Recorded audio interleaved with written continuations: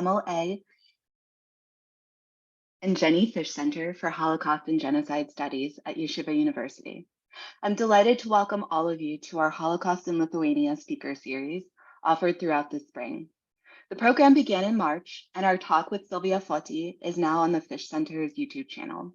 We will continue on May 7th and June 4th. We have been enormously privileged to put this series together with our partners in Lithuania at Vilna University, who are joining us today. Today's talk is a discussion between Lara Lempert and Viktoras Bachmetjevas, both based in Vilnius, moderated by Dr. David Fishman of Jewish Theological Seminary.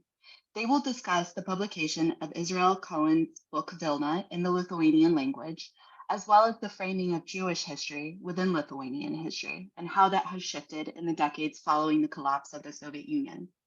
Please send questions for our speakers to my email address, which is in the chat. Firstly, I would like to thank M.O. Fish for founding our center and for valuing Holocaust education. If you'd like to check out the Fish Center's many incredible programs and courses, please go to our website. I would also like to thank our partners in Lithuania, Dr. Jurgita Verbikinen, who introduced me to Lara and Viktoras, as well as Dovile Triskovaite. Through the partnership, the Fish Center has offered a joint course with Vilnius University this spring, which has been a fascinating dive into Lithuanian Jewish history, co-taught by thinkers in Lithuania and the US. Thank you also to Brittany Hager and Hodiah Blau for all of your hard work behind the scenes. I would like to also thank Elliot Motz and the Rumsheskis Marketown Museum Corporation, who partnered with us on the speaker series, and also on a student research exchange through which I will go to Lithuania this May for research to continue the Vilnius University and Yeshiva University partnership. Finally, and most importantly, I would like to thank the director of the Fish Center, Dr. Shai Pilnik, for making this partnership happen, for your tireless advocacy for our students, and for all of the enriching opportunities that your work has brought us. Dr. Pilnik, the floor is yours.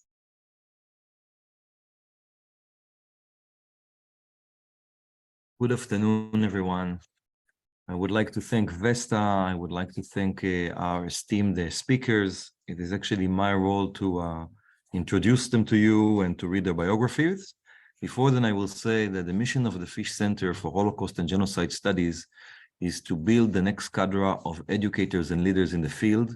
And the work that Vesta has done is just phenomenal, combining both education and leadership. This is a series that she, with some help that I provided her, has put together throughout the spring that zeroes in on the Holocaust in Lithuania. And we really thank our partners in Lithuania at Vilnius University, who has collaborated with us on this very special project. I would like to introduce you to our two speakers and the moderator. Let me begin with Viktoras Bachmetjevas. He is a Lithuanian philosopher based in Vilnius in France with an interest in ethics, especially the intersection of ethics and the philosophy of religion. He has taught philosophy in Lithuania and had a career in public communications, serving as an advisor to the Lithuanian Minister of Culture. Viktoras runs a small publishing house, and he published the book Vilna, which we will speak about today, and will be publishing Avrom Sutskever's memoir, The Yiddish Poet in Lithuanian, in the future. He will also be at Yale University for the next year on the J. Kachikas postdoctoral fellowship, and congratulations for this achievement, Viktoras. I'd like now to introduce Lara Lempert. Lara was born to a Jewish family in Ukraine. She is currently based in Vilnius, in Lithuania. She's a noted scholar who has taught at Vilnius University and has worked extensively in numerous Jewish languages as a YIVO archivist in Lithuania. Lara heads the Judaica Research Center at the Documentary Heritage Department in the National Library of Lithuania, and is a curator of a Judaica collection working in the National Library since 1995. She's also the author of numerous articles and an editor of several books. Dr. David Fishman, our moderator, Mori and Rabbi, my mentor at JTS, is a professor of Jewish history, modern Jewish history, at the Jewish Theological Seminary in New York City. He is the director of Project Judaica, which is JTS's program in Ukraine, directing its archival survey, and is also the author of numerous books and articles on the history and culture of Eastern European Jewry. Most recently, he published the book Smugglers, Partisan Poets and the Race to Save Jewish Treasures from the Nazis, which was published in 2017 and was winner of a National Jewish Book Award in the Holocaust category. In addition to all that, his research, in addition to all this research for the book, Dr. Fishman represented YIVO in talks with the Lithuanian government regarding YIVO archival treasures in Vilnius, and he spent time in Vilnius on a Fulbright fellowship in 2007 to 2008. I'd like now to begin the conversation by approaching you, Viktoras, and asking you to tell us a little bit about the subject that is going to lie at the core of this conversation, the book Vilna by Israel Cohen, which was published in America in the midst of World War II and the Holocaust in 1943. Tell us a little bit about the book. Hey, hello, good afternoon, good evening, depending on your time zone. I'm very happy to be part of this conversation. It's our pleasure. Thank you for inviting me and giving us an opportunity to share what we do. So yeah, the book is the book in question is Israel Cohen's Vilna. Israel Cohen was a British journalist and historian born late 19th century, who was also a Zionist and very actively involved in the Jewish cause in the first half of the 20th century. Because of this activism, he traveled a lot, also in Eastern Europe. So he visited Vilnius at least 2 times between the wars, between the First and the Second World War. And he wrote a book on, which is basically the topic is very straightforward, is the history of Jewish community in Vilnius or Vilna. What maybe is unique about this book, although I think Dr. Fishman and Lara will be able to say much more in a much more qualified manner, but I think what is unique is that it was written in English. I think most of there were histories of Jews in Lithuania and in Vilnius, but they were written either in Yiddish or in Hebrew. Israel Cohen wrote it in English, and that circumstance actually made me get interested in the book, because I don't read neither Yiddish nor Hebrew. So this was the book which I could read about the history. And I think the second important aspect of the book is that it was published in 1943, and which means 2 things. One is that there is no chapter or anything about the Holocaust except the dedication. And second is that when the author publishes the book, he already knows the fate of the Vilnius Jewish community. And so it gives this double feeling. In one sense, when you read it, you don't have the tragic end in the book. So, and for me as a reader, that was something really fascinating, because it was, when I was reading, it was almost as if all of this is still there, because it's also very well written, I have to say, in a very lively style. There's a lot of facts, but they never become just the statistics. But also, of course, he knows that he knows already in 1943 that there is no more Jewish community in Vilnius to speak of. And I think that gives this very, very important grave dimension to the book.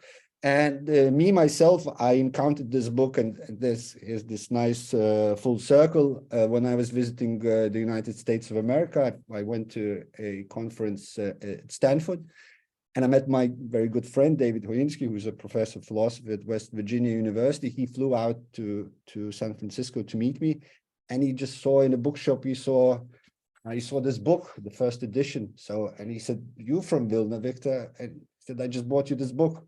That's how I encountered it. I never heard of it before.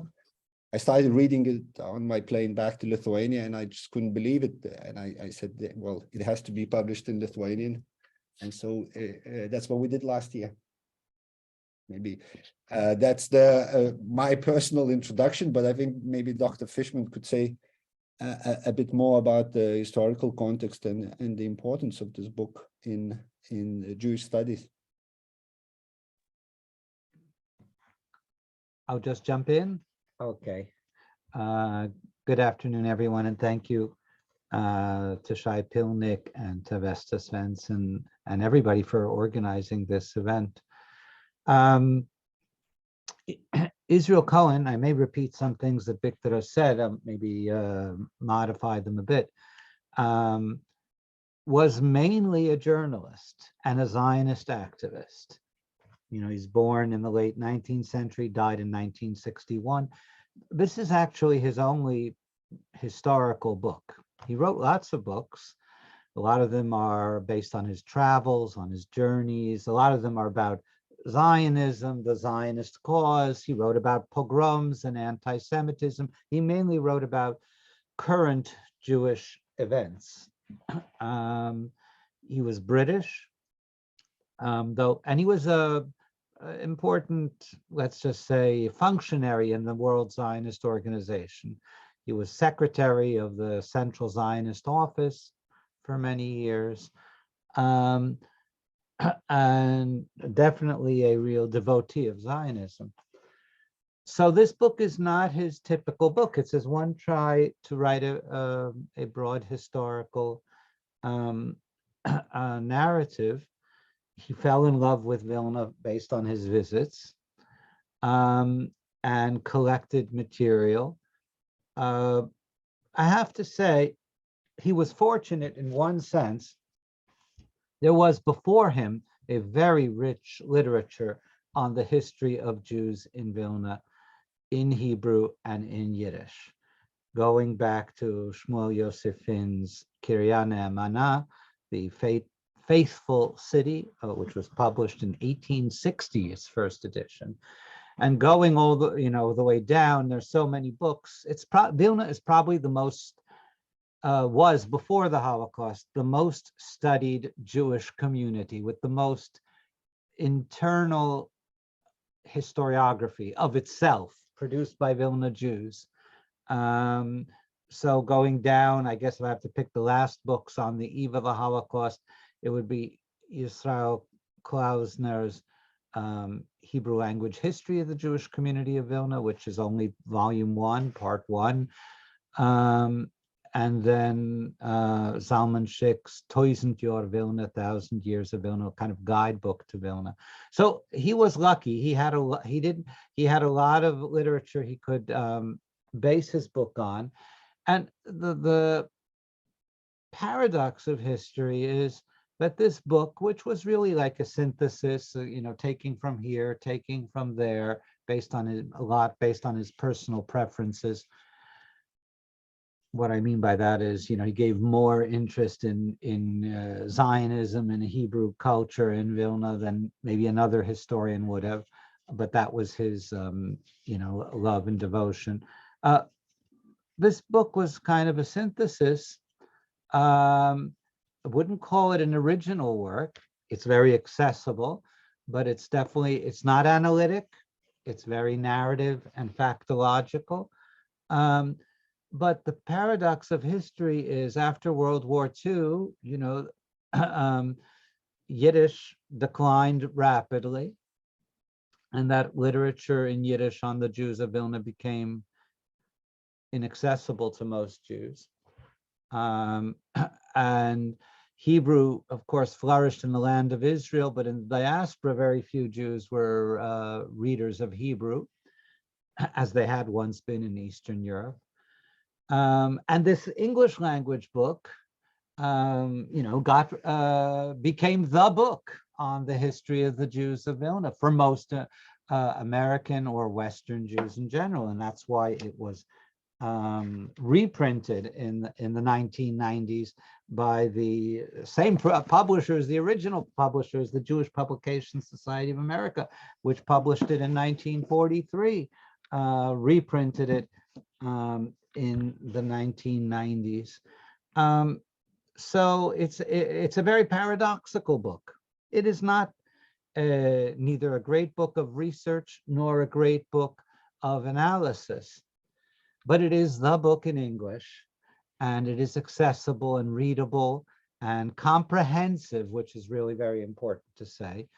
I would differ with Viktoras, on one thing.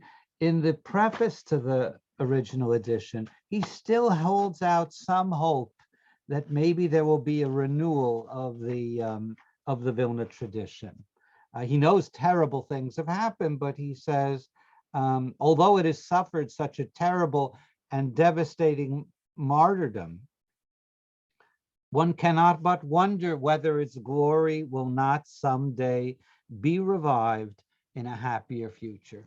So he didn't have enough information, enough detailed information when he wrote the book or even the preface to realize that no, there was no hope that this glory would be revived in a happier future. And therefore the book became what it didn't intend to be, which is a monument to the Jews of Vilna. Okay. Now I'm shifting roles from a speaker to a moderator, and I'm very happy to ask questions to my two friends and colleagues, Viktoras and Lara. And I think, Viktoras, I'll start with you. I actually want to ask both of you more or less the same question, which is, how and when did you become interested in the history of Jews in Lithuania and Vilnius? Lara, you want to go first? Okay, I'll switch on my microphone. I'll go first. Well, I grew up in the 90s, which was the first decade of independent Lithuania, and yeah, one of the advantages of becoming independent is that there was a free flow of information. And so, of course, we could start speaking about history, about what really happened. And so I think late 90s when I entered university, that's when, first it became a question of public sphere,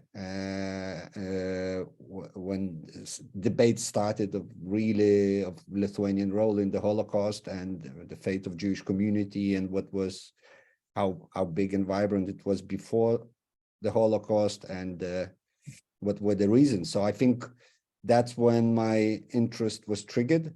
I always say that I felt a little bit cheated in the sense that in my high school, in history classes, history lessons, we didn't speak about it yet. I think the reason was that it was still early 90s, mid 90s, and the curriculum was not really updated enough, but also there was not enough willingness, one has to say also. And so when I started finding out what really happened, I felt a little bit that the education system has failed me. I still have that feeling in the sense that I know that I have to find out things for myself. But yeah, that was the when it all started for me. Mm-hmm. Even before this friend gave you a copy of the book. Well, that for sure. I think maybe I should say that why this book was so maybe shocking is not the right word, but yeah, it surprised me so much because normally in Lithuania, the general public would say something like, we all know that there was this wonderful, interesting, deep, rich, and vibrant Jewish community. But if you'd ask them, so tell me about that community, people will say, well, Gaon of Vilna, and that's it. Because we don't really know much more. And so, and that the same was for me. And so Cohen's Vilna basically filled in the gaps because it's, as you just said, it's comprehensive. So you get a panorama of the whole history. Of course, we're talking only about Vilna, not Lithuania as such, but still, this was the Jerusalem of Lithuania, of course, the most important city for Jewish community, for sure. And Lara, now you belong to a different generation and different background than Viktoras, but maybe you could also share, your personal journey, how you became involved in Jewish heritage projects in Lithuania. Thank you, David, and thank you for the invitation. I realized on a late stage of preparation that this year is exactly 80 years for the Cohen's book, and also it coincides dramatically with another sad, this time sad anniversary, the annihilation of the Vilna ghetto, in that way of annihilation actually of Vilna Jewry. So we, in the beginning, I even questioned this talk as belonging to the Holocaust series. Now I see that it could not more belong to that. And this is, for me, is important also because my personal journey in Jewish studies first was so far, I began to almost deny involvement in Holocaust topics because it was too painful, and because we had an expert at home, my husband, who is a historian of Holocaust in Lithuania, and I became to be interested in Hebrew, in Zionism, and such kind of things that for several years gave me a comfort of not being involved into anything connected to Holocaust. I also in the beginning wasn't really connected to Yiddish, although I understood Yiddish from home and from my mentor at the National Library, Sir Bramson Alpernania of blessed memory. But it wasn't an issue for me I wasn't really interested in Yiddish culture. And so to skip all these, tedious details, I would say that there came a day where then I understood, realized for myself at least, that there is no Yiddish culture and Hebrew culture. There is also only Jewish culture. And that for my region, where I am based now in Lithuania, it was all in one. Every educated Jew, and actually every Jew, belonged to both realms. And also I realized that the Holocaust, in a very tragic way, united all those people, learned and less learned, adults and kids and everybody. So whatever you study, whatever you read about the Jews in Lithuania, whenever the text you read was written, you cannot read it with another optics. You cannot read it as if Holocaust didn't happen. It was a great challenge for me because I needed at that stage to just change my approach to things I study and how I present them. I was a teacher at the university still at the time. Now I'm only a researcher at the National Library, but I still need public, and I still have talks with public, and I still need to update my knowledge every day. And now this is the only perspective I see things. I don't know, David, if it answers your question. Well, it does in a very special way. You not details, but you have to make a conceptual shift in the way you saw what you do. Thank you for sharing that. I'll go back to Viktoras now. Viktoras, maybe you can tell us, why you translated this book into Lithuanian, and very interested to know what the response, if there has already been a response, if you see, how Lithuanians react to this book. Yeah, so I already started telling a little bit about why I published this book. I mean, for the most part, I established this little publishing house with a pretentious name only to be able to publish books that I want to be published and which no one else publishes. So, and when I read this book, actually, that's when I thought, yeah, if I ever create a publishing house, this will be the reason, because I felt that, you know, when I was reading the book, I thought, yeah, why I didn't know this before, and why it's not accessible in Lithuanian language, because if anyone should know this, it's people who live in Vilnius. So I thought, you know, and people in Vilnius, for the most part, they speak Lithuanian now and read in Lithuanian. So that was the reason. And so we published it. It came out last year in August.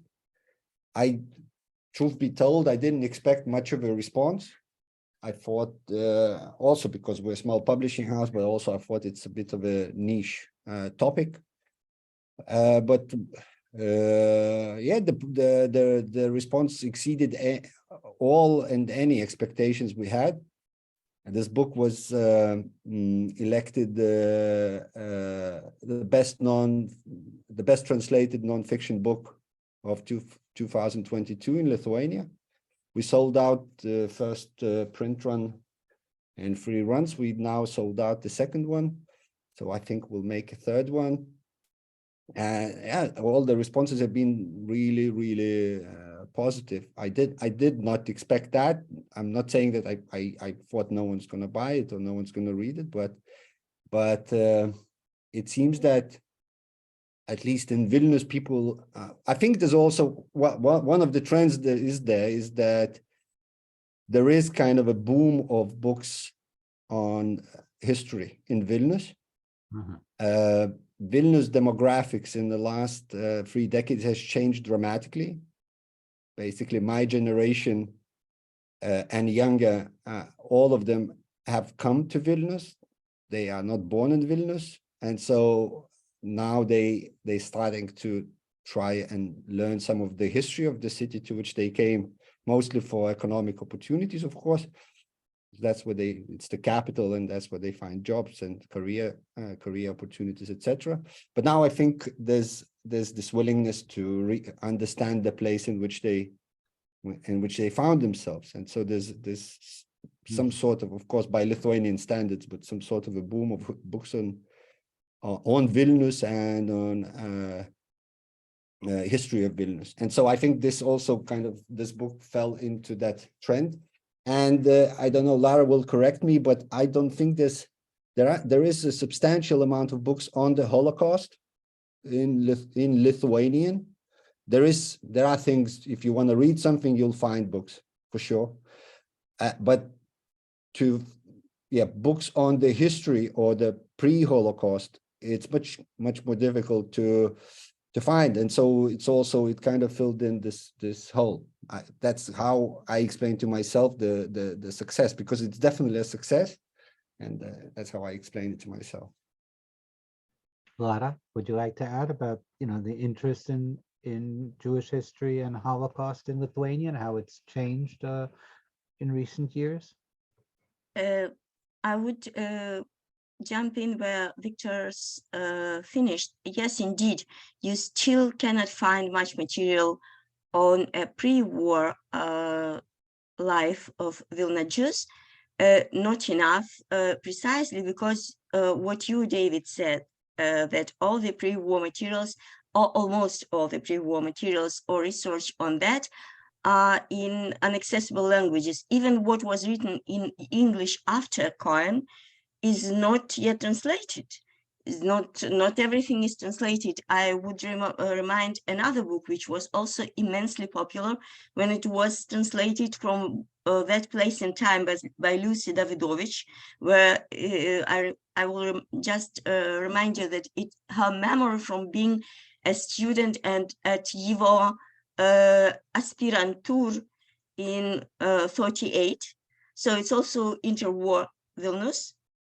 It's only interwar Vilnius, and this book was, I don't know about reprinting, but it is very, very popular and very special. And just the lack of these books partly a test for the interested, but not all. We also made efforts to publicize the book. Viktoras presented it on a book festival very shortly after it was published. And again, shortly after that, we presented it at the National Library and also wrote on it on social media, as everybody does now. But also there are several persons who added to the success of the book. First of all is the translator, Migla Anušauskaitė, who is very known in Lithuania as a very special person. She's an artist and author of several graphic novels, and all of her work is somehow connected to the history of Lithuania. They're not just fiction. And she's also an Yiddishist. She was trained with Ivo, and she still trains herself. And she was once, for one lucky period, our colleague at the Judaica Research Center, but also she continues her journey with the Jewish culture even now when she's officially out of Judaica Research Center. So Migla is a very talented person, and she can't do things mechanically. She was very much involved in the translation. Another such person was an editor. The editors are really rarely mentioned. But this editor, Rima Bartashevičiūtė, she made the journey of the book longer because she also became very much involved. She was very demanding to Viktoras, to Migla, to us as consultants. She was always questioning what was written. Are we correct? Is there our assumption, or is it by the author, and so on?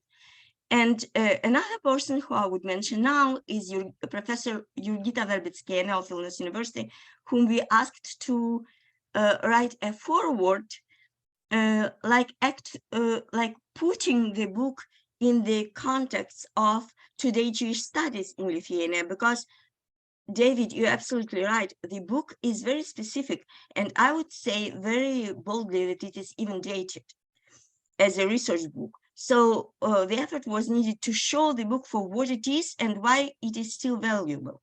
And also, Jurgita was with us during the whole journey with talks, and she also participated in presenting the book. So the book was very well met.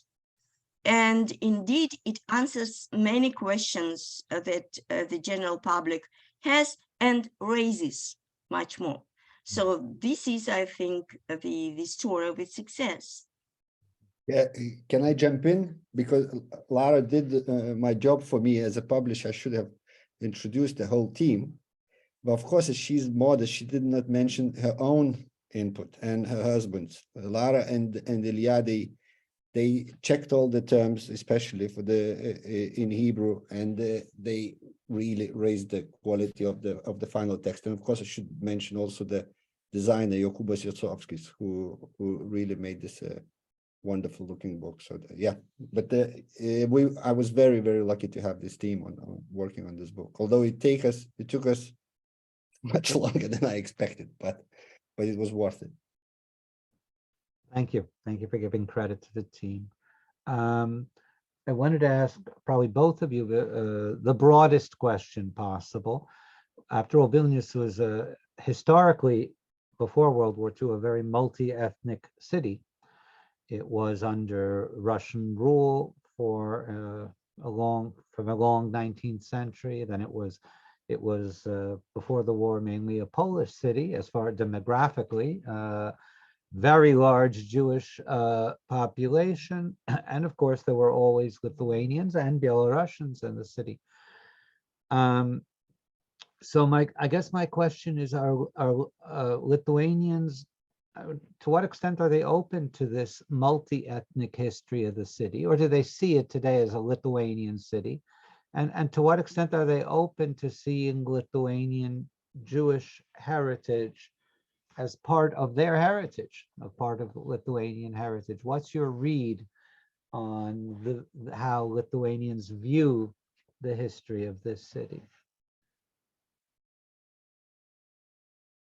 Viktoras, you can go first. Okay, I'll try. Although it's a very, very broad question, and everything I'll say will not be definitive and will not be enough. I would say first, that the situation is fluid, it's evolving. I think that, again, I always look at it in the context of last 30 years, which is kind of a new stage in the history both of Vilnius and Lithuania. And so I think in the first part of this period, there was a lot of well, let's make this city Lithuanian. Sometimes they would even add again. Yeah, so the kind of which would mean let's remove all the signs of occupation. Let's remove all the signs of this ever having been Polish, etc., etc. And also kind of it was more of a sense of let's colonize the city. And as I already mentioned, the demographics also had an influence on that, because a lot of Lithuanians who live now in Vilnius, they were not born there. They moved into Vilnius, so for them it was a city to which they came kind of to start living. And I used to go there in the 80s because my grandparents lived there, so late Soviet period. And it was shocking to me to come from Šiauliai and then later Kaunas, other Lithuanian cities, how much of Russian was spoken there. It was almost like it was not Lithuania.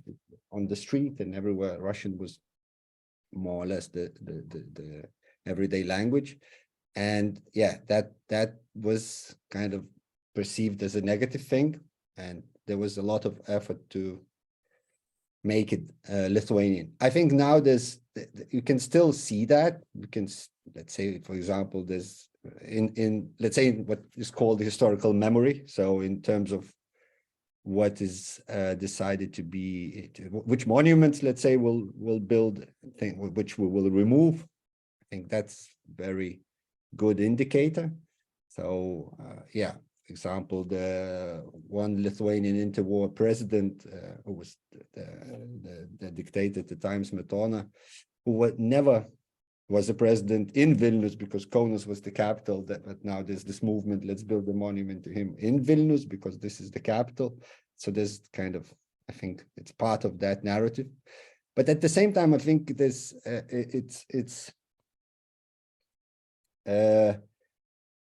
it's not as intense as it used to be. This will to make Vilnius Lithuanian. It's much more. There's much more openness to the richness of the history of Vilnius. And I spoke now about these historical memory. I think I saw the news, Lara, you will know better, but I think the remains of the Great Vilna Synagogue was officially declared the heritage in Lithuania, now protected by the state, which was which normally, about 20 years ago, I think people would be asking, what is this? What are they talking about? So I think that's a positive sign for me, showing that there's willingness to accept other narratives, if you will. And also I think the success of this book also, I think is a sign for me that people, they want to read about the Jewish story, Jewish side of Vilnius. At the same time, there is one more thing, which is with the Jewish aspect, is that there's some antagonism towards Russian and Polish narratives, because there could be, if you will, claims to political, how to say, to whom Vilnius belongs. Is it Russia? Is it Poland? Is it Lithuania? While with the Jewish history, there's no political aspect. So I think maybe people are a little bit more relaxed and much more open. Yeah, these are my initial thoughts. Yeah. Lara, I'd love to hear your reaction to the same question. Okay, this question, who's Vilnius? Not to whom it belongs, but who's, even now, who's Vilnius is so hot, especially this year, when this is the year of 700th anniversary of Vilnius. Everybody sticks on Vilnius. I came just 2 days ago. I came from Prague, where the Lithuanian embassy organized a discussion on Vilnius again. It was a panel of Lithuanian, Belarusian, Polish, and Jewish perspectives on Vilnius. And during the discussion, also the panelists couldn't answer the questions because they are being resolved now, and I don't know if they will be ever resolved. But there is a very disturbing development for me. Maybe I am just too sensitive, but again, the people who step by step are being aware and making their awareness public of the Jewish side of the Vilna's history also sometimes don't differ between adoption of the narrative and appropriation of it. So what I have in mind is there are many new monuments and many new initiatives, artistic and other initiatives, let's say even musical initiatives to commemorate the Jewish history of Vilnius. But am I satisfied always by the result? Doesn't it verge on the sugar coating? Doesn't it verge on kitsch? No, it sometimes oversteps this line. And I would say that many initiatives of like nominally adopting the Jewish part of the story are only connected to that interwar before the Holocaust part. I already said that I think for any educated person, there could not be non-Holocaust reality. It doesn't mean that we need to speak only about the Holocaust, but we don't need to close our eyes as well. And the efforts that are made now to learn the Jewish history of Vilnius are sometimes exactly that, or I feel that way, that they would like to be to go in a comforting path. There are also very honest attempts, and from my point of view, the very good thing is publishing. More and more sources translated into Lithuanian, more and more authentic and good academic research translated into Lithuanian, and indeed this what helps immensely. Thank you. So I guess my last question to you, really picking up on what you said. So it sounds like there's a tension here between study and education on the Holocaust in Lithuania and study and education on pre-war Jewish history in Lithuania. And sometimes there's a feeling like there's too much focus only on the Holocaust. And sometimes there's a feeling like, well, there's too much just going into pre-war history and culture and music in order to avoid the Holocaust. So, of course, this is a book, the book we're talking about, that's only pre-Holocaust. So I'm interested to hear what you make of this tension. You know, should the discussion of Jewish topics be mainly on the Holocaust? Is there a need to delve more into the pre-war? What do you both think about that? Viktoras, you can go first. Yeah, for me, there is no tension in the sense that I don't know how can I speak of the history of Jewry in Lithuania without having in mind its end, or the Holocaust. I just don't.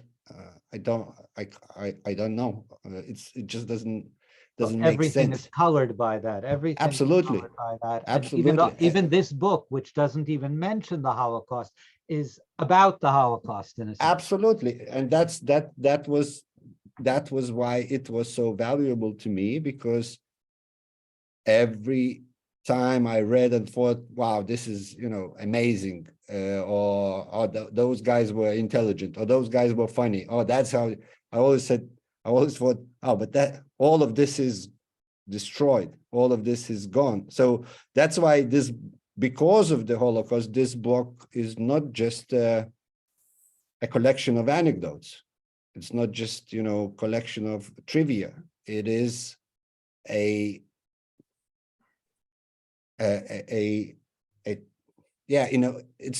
telling me what we've lost. But do you think It's telling me what we've lost.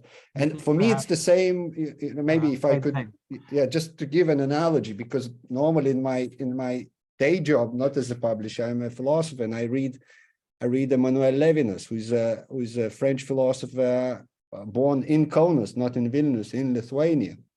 And I read him, he's just a great thinker, just full stop. But at the same time, when I read him and think about his life, he ended up in France before the war. He went to study there.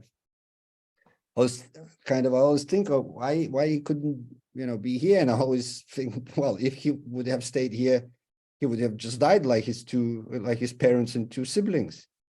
So he was fortunate to go to study in France, not just because he became a great philosopher, but also just because he survived. And I can't think of how can I divorce these two facts? It's impossible. So for me, it's just there all the time. Yeah. Okay, but Lara, I'll let you react as well.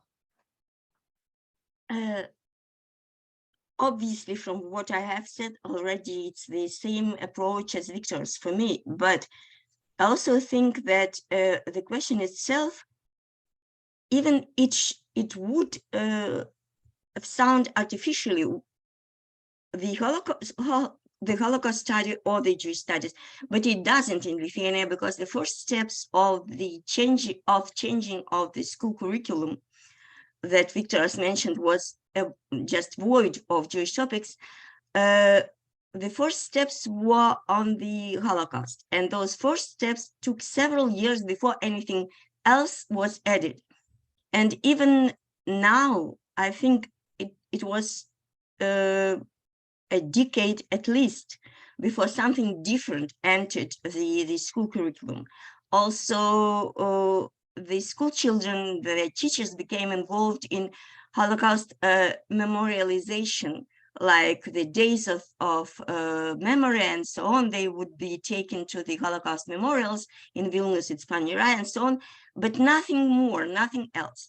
And this was a mistake, an understandable mistake, an honest mistake, because to begin with, the Holocaust was an honest step, but it also made some damage because we needed to educate in all of those topics, maybe less so on the loss, or maybe not begin from the loss, begin from what was there. So it was made by the people who were honest but didn't have experience in Jewish studies, and it influenced the school, the academia, the just the community of researchers, and also the general public who received those products. Now, what we need to do is try and change the picture and make it more balanced. And also there are other publications for in Lithuanian. Now there are several translations from Yiddish of Jewish fiction, of Yiddish fiction, and not by Hubris, but other publishers. There will be a publication, there still will be publications on Holocaust, and there are, not only by Hubris. So now the efforts of those involved are to just balance the information, the amount of the flow of information, and also to work very much on quality. What do you present and how do you present it? Like Cohen, when he published his book and wrote an introduction informed by the Holocaust, although not in full, but still he was already in some extent informed by Holocaust. He didn't see possible. How could he present the book without that mentioning, without that actual obituary to the Vilna Jewish community? In the same way, but on the other direction, everything we speak about Holocaust should be informed by the life that was before, and vice versa. This is my opinion. Thank you. Wonderful. Well, thank you so much, Lara, Viktoras, and Dr. Fishman. And now we will begin the brief Q&A. So for our first question, how have you seen the Lithuanian national narratives in terms of victimization by the Soviets and the Nazis shifting as Lithuania, which is of course a very young country, matures? Viktoras, you mentioned that the Russian language was very present in Vilnius growing up. How is this shift in time away from the Soviet period affecting Lithuania's idea of self, and how is the Jewish story fitting into that? Maybe Viktoras, you can answer first, and then we can go to Lara. Yeah, this is, of course, again, a very big question, also about an evolving situation in which I'm on the inside. So it's difficult for me to speak objectively from the outside. But I think definitely in the last 30 years, there has been much more willingness to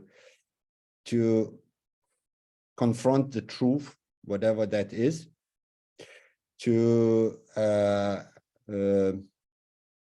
also include into what is to be part of Lithuania non-ethnic Lithuanians. I think it's fair to say that in the early 90s, we thought of Lithuania as a country of ethnic Lithuanians with some kind of added minorities who are here more or less as guests, and now I think it's changed dramatically. And so that also means that Jewish history is understood as our history, not as Lithuanian ethnic history, but as the history of our country, which also has its own challenges. I think Lara touched upon that, where it's adoption and appropriation, and where you kind of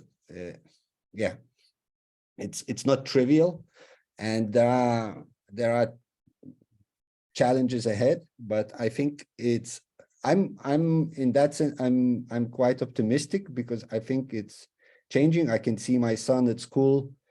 He already knows more, being in 6th grade, from the school about Jewish history and more importantly about the tragedy which happened to Jewish community than I knew after graduating from high school. And also, you know, what is always this elephant in the room when we talk about is, of course, the Lithuanian participation in the Holocaust, which is the kind of the sensitive issue, or which has been. And I have seen signs, I would say, of this also becoming a topic for conversation in the general public, but also in historical research. So there have been some monographs which try to research that in Lithuania. There have been, of course, abroad, but in Lithuania as well, which is extremely important, I think, for Lithuanian narrative and mentality. So in general, I don't think we are in the moment where we could say, you know, we've done it all, or we're spotless, or anything of the kind. And I don't even think there's a moment where we can say that, because I think that the question is always, which is not just for Lithuania, is how could this happen? And the honest answer is we do not really know. We just have to try and find look for possible answers and try to make sure that this doesn't happen again. But so it's an ongoing issue. But I think this is already a question in Lithuania, and there are efforts to answer that question. So for me, that's the most important.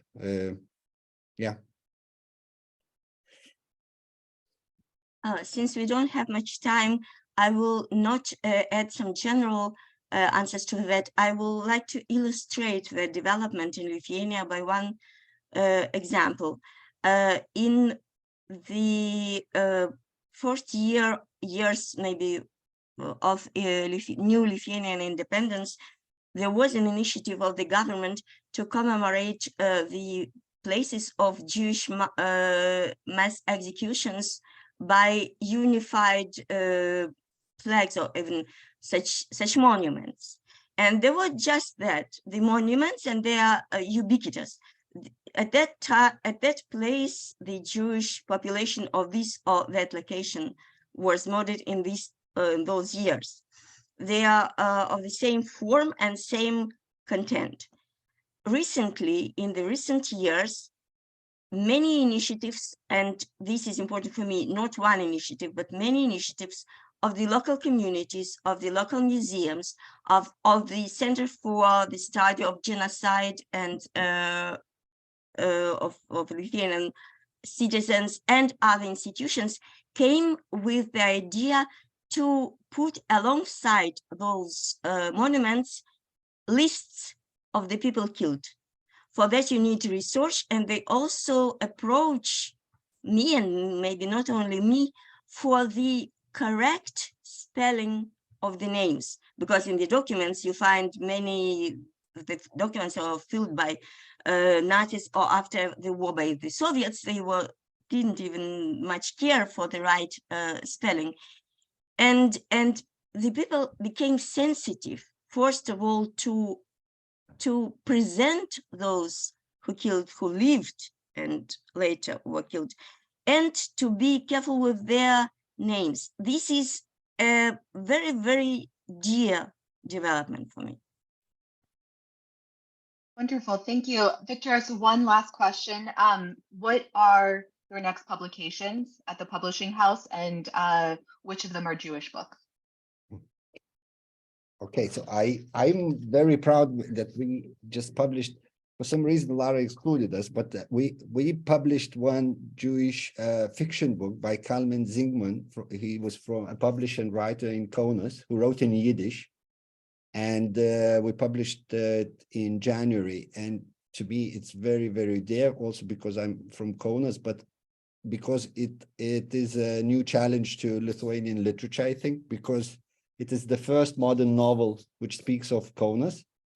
And so Lithuanian literature critics and researchers have now to decide if it's part of Lithuanian literature or if it's something that that was made by someone who does not belong to the history of Lithuanian literature. Because normally Lithuanian literature is written by Lithuanian, and this was written in Yiddish. So now they have a problem on their hands, which I like.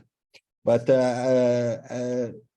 we will publish, I think, by the end of this year, latest next year, Sutskeva's memoirs. We will use the translation which was published in English and prepared by Professor Justin Kami. The translator is Saulė Valiūnaitė. We're very much looking forward to that publication. I think it's extremely important, and Lara, again, here is our guiding light. Yeah, so that's we somehow become a Jewish publisher. We never intended that, but you know, it's a journey, and it's extremely interesting and enlightening. But also, yeah, we're publishing mostly philosophy and general nonfiction. So I think we're publishing this year David Graeber, this American anthropologist who died a couple of years ago, and yeah, a long list. Too many books to handle, but yeah, but it's fun. Wonderful. Thank you again to Lara Lempert, Viktoras Bachmetjevas, and to Dr. Fishman for the lively discussion. Thank you also for your thoughtful and ongoing contributions to our fields, whether it's in Jewish history, Eastern European history and political thought, archival research, or philosophy. You three are giants, and you're paving the way for all of us students asking our own questions in the region. Thank you again also to the Fish Center at Yeshiva University and to Vilnius University for the partnership and the many opportunities that this has given to our students. Thank you to Dr. Pilnik, to Brittany Hager, and to Hodaya Blau. And thank you again to the Rumšeskis Marketown Museum Corporation. Please join us for our next session on May 7th with the prolific artist and Holocaust survivor Samuel Bach. And our last session will be on June 4th with Dr. Justin Candy in conversation with Dr. Shai Pilnik. Thank you again for joining us today and have a lovely rest of your Sunday.